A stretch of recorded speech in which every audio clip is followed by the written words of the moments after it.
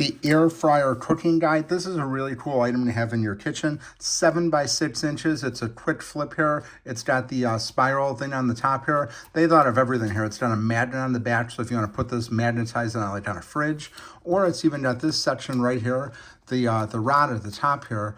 You could put a nail in the wall and you could hang it on the wall. So this company definitely thought of everything. It's got it broken down into 5 different sections here: bakery, desserts and snacks, poultry and seafood, lamb, pork and beef, legumes and vegetables, and the frozen section. This is really great for the air fryer because we picked up an air fryer recently. We actually have 2 of them now, and we've been using it a lot for a lot of different things.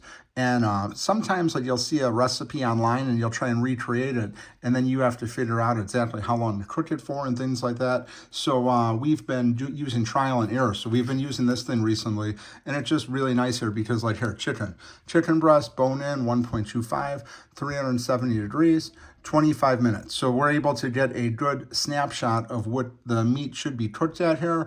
And just it's a nice guide from using the recipes we find, able to recreate it ourselves without having the specifics of how long to cook it for.